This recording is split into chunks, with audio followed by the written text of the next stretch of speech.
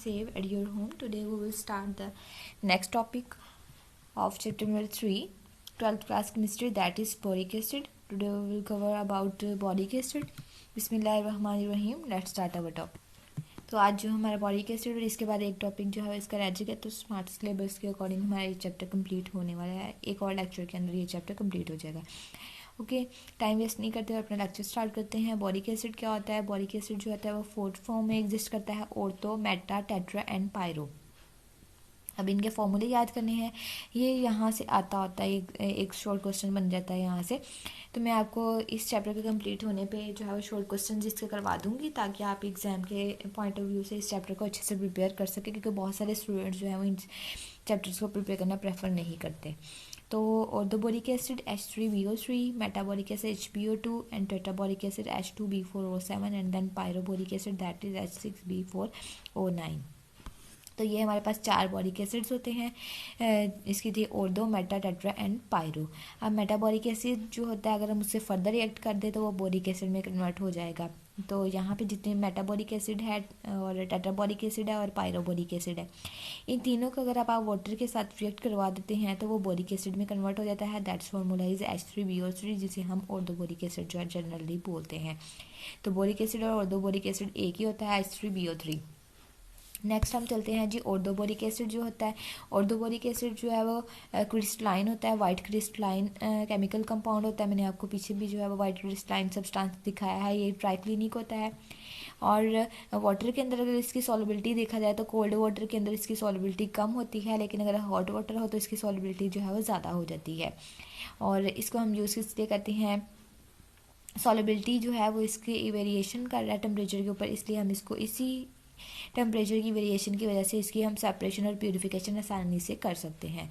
अब जो है हमने स्टडी करना है कि कमर्शियली हम इसको प्रिपेयर कैसे करते हैं, यानी कि कमर्शियली आप लार्जर स्केल के ऊपर किस तरह से प्रिपेयर करते हो. तो हम लार्जर स्केल पे मोस्टली मिनरल्स से या ओर्स वगैरह से एक्सट्रैक्ट करते हैं. तो कोलेमनाइट से हम किस तरह से इसकी प्रिपेयर कर सकते हैं. नेचुरली हम इसको कैल्शियम बोरेट यानी कि कोलमनाइट का फॉर्मूला हमने पहले लर्न किया था, दैट इज Ca2B6O11.5H2O है. और इस तरह से अगर हम इसमें से इसको आपने क्या करना है, बॉयल कर देना है. बॉयल करने के बाद उसमें से SO2 को पास आउट करना है. तो इस तरह से क्या होगा, जब हम इसमें से SO2 पास करेंगे तो हमारे पास CaSO3 बन जाएगा, CaSO3 बन जाएगा. और साथ में ये जो हाइड्रोजन वगैरह है वो ब्रोमीन के साथ रिएक्ट करके H3BO3 यानी कि बोरिक एसिड बना देगा. बोरिक एसिड क्रिस्टल्स बना देता है और ये क्रिस्टल्स नीचे बैठ जाएंगी और प्रोडक्ट CaSO3 जो है वो सोल्यूशन फॉर्म में रहेगा. और इस तरह से आसानी से हम कोलमनाइट के थ्रू बोरिक एसिड की प्रिपरेशन कर सकते हैं. तो ये था हमारे पास. नेक्स्ट जो है वो बोरेक्स से किस तरह से कर सकते हैं. अब बोरेक्स में आपने प्रिपेयर करने के लिए आपने उसका हॉट कंसनट्रेटेड सोल्यूशन लेना है और उसमें आपने बस H2SO4 डाल देना है. जब आप उसको कूल करेंगे तो बोरिक एसिड जो क्रिस्टल फॉर्म में बनता है, तो क्रिस्टल्स इसकी जो है वो नीचे सेटल डाउन हो जाएंगी. तो Na2B4O7 किसका है? बोरेक्स का फॉर्मूला है. हमने उसको H2SO4 के साथ ट्रीट करवाना है. जब वो H2SO4 से ट्रीट करेगा तो Na2SO4 और H3BO3 बन जाएगा. अब ये इसकी जो है वो 2 ही प्रिपरेशन थी बोरिक एसिड की. जो यहाँ पे 4 नेम दिए गए हैं ये आपने अच्छे से लर्न करने हैं. ये एग्जाम में जो है वो पूछ लेते हैं कि बोरिक एसिड की कौन कौन सी जो है वो टाइप्स होती हैं. तो आपने उसको ये फॉर्मूला लिखना होता है और ये 4 नेम लिख देने होते हैं. तो आसान सा क्वेश्चन यहाँ से आता है. और 2 meta, tetra and then pyro. Next हम देख लेते हैं कि इसकी प्रॉपर्टीज़ क्या होती हैं. प्रॉपर्टीज़ में अगर देखा जाए तो बोरिक एसिड जो होता है वो वाइट लस्ट्रस होता है. लस्ट्रस मतलब चमकीला होता है. और अगर हम इसको टच करके देखते हैं तो ये स्लिपरी नेचर, जैसे सोप होता है उस तरह से स्लिप करता है. और अगर हम इसकी सॉल्युबिलिटी की बात करें तो ये कोल्ड वाटर के अंदर जो है वो स्लाइटली सॉल्युबल होता है, और अगर हॉट वाटर हो तो उसके अंदर सॉल्युबिलिटी ज़्यादा होती है. और इट्स वोलेटाइल इन स्टीम, यानी कि अगर हम स्टीम में देखेंगे तो ये वोलेटाइल होता है, यानी कि वेपर फॉर्म में आसानी से कन्वर्ट हो जाता है.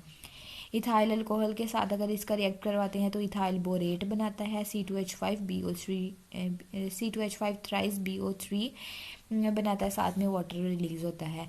और अगर हम इसको हीट कर देते हैं तो जिससे ये बना था, ठीक है, हमने पीछे स्टडी किया था कि अगर हम जो है मेटा, टेट्रा और जो है वो वाटर अगर रिएक्ट करता है तो वो बोरिक एसिड बनाता है। अगर हम वाटर को रिमूव कर देंगे तो फिर वही कंपाउंड भी वापस बन जाएंगे। H3BO3 जो है वो हीट करेंगे 100 डिग्री सेंटीग्रेड तो मेटाबॉलिक एसिड बनाता है। अगर आप 140 पे करेंगे तो टेट्राबॉलिक एसिड बनता है। तो H2B4O7 जो है फर्दर जो है वो B2O3 और H2O में ब्रेक डाउन हो जाता है।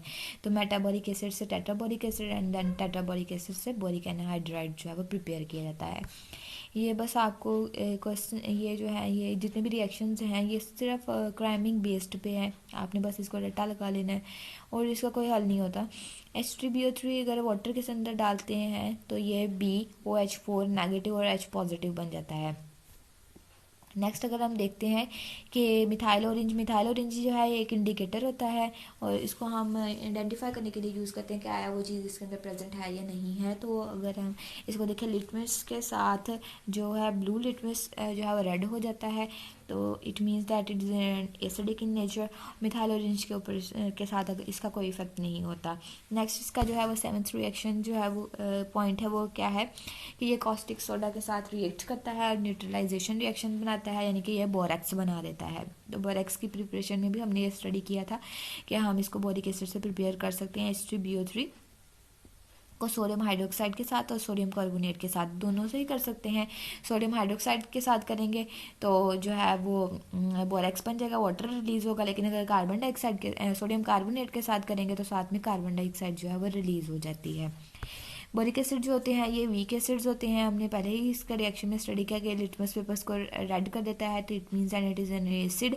और अगर हम इसकी इनहिबिट करना चाहते हैं इसे तो हमने इनके अंदर जो है वो ग्लाइस्ट्रोल ऐड कर देना है। तो ग्लाइस्ट्रोल ऐड करने से इनकी जो है वो रिएक्शन को रोका जा सकता है। तो ग्लाइस्ट्रोल के प्रेजेंस के अंदर अगर हम इसको टाइट्रेट करते हैं एल्कली के साथ वो फिनोफ्थलीन हमें इंडिकेटर को यूज़ करना पड़ता है। तो यूजेस आज के जो लास्ट हमारा पॉइंट है तो आज जो आपने असाइनमेंट आपको असाइन की जा रही है जो आपने अपने जो है वो नोटबुक पे या आपने किसी पेज के ऊपर राइट करनी है। तो वो क्वेश्चन जो हैं वो कौन से हैं। Right 2 methods of preparation of boric acid. आप कोई भी मेथड जो है वो राइट कर सकते हैं in list name of boric acids. तो ये आपने मस्ट करना है। इससे क्या होगा आपको प्रिपेयर करने में आसानी होगी। आपने ये 2 क्वेश्चन जो है वो लास्ट में राइट करने हैं और आपने मुझे सेंड करने हैं। तो लास्ट हम टॉपिक अपना आज कर लेते हैं वो है कि uses of boric acid. Boric acids को हम मेडिसिन में यूज़ करते हैं as an antiseptic, dusting powder, boric ointments यानी कि ऑइंटमेंट्स कहते हैं जो आप स्किन के ऊपर जो अप्लाई करते हैं। बोरिक सॉल्यूशंस को आई वॉश के लिए यूज़ किया जाता है। अगर आपके आई में कुछ चला जाता है तब ये यूज़ किया जाता है। तो ऑइंटमेंट का वर्ड मैं यहाँ पे क्लियर कर दूँ। ऑइंटमेंट्स होती हैं जो आप अपनी स्किन के ऊपर जो अप्लाई करते हैं ना ट्यूब्स वगैरह उनको बोला जाता है। इसके अलावा पोट्री के अंदर जो है वो यूज़ किया जाता है ग्लेस के लिए। ग्लेस शाइन को बोला जाता है। ग्लेस पेपर आपने देखा शाइन सा पेपर होता है because borate glass are more fusible and silicate glass and possesses a high coefficient of expansion यानी कि ये क्या होता है थोड़ी सी फैल जाती है। इसलिए हम पोट्री के अंदर जो है बर्तन साजी के अंदर इसको मोस्टली यूज़ किया जाता है ग्लेस के लिए। और इंडस्ट्री के अंदर जो है वो स्टिफनिंग ऑफ विक्स। अब विक्स क्या होती हैं जो मोमबत्ती के अंदर जो धागा होता है उसको हम विक बोलते हैं। तो स्टिफनिंग ऑफ स्टिफ थोड़ा सा करने के लिए उस विक को उसके अंदर जो है थोड़ा सा अकड़ा सा रहे थोड़ा सा खड़ा रहे उसके अंदर जो है वो उसके लिए इसको हम बोरिक एसिड को यूज़ करते हैं। तो आज के असाइनमेंट के क्वेश्चंस भी आपने नोट कर लिए होंगे वो आपने राइट करने हैं। और आई होप का आज का लेक्चर आपको समझ में आ गया होगा। थोड़ा सा आपने एफर्ट्स करनी है प्रिपेयर करना पड़ेगा आपको क्योंकि इनमें से शॉर्ट क्वेश्चन तो लाजमी करने पड़ेंगे। तो अगर आपको मेरा लेक्चर समझ में आ गया है तो इट्स ओके।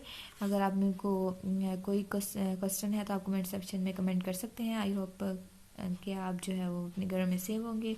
दुआ में याद रखिएगा। Take care. अल्लाह हाफिज़।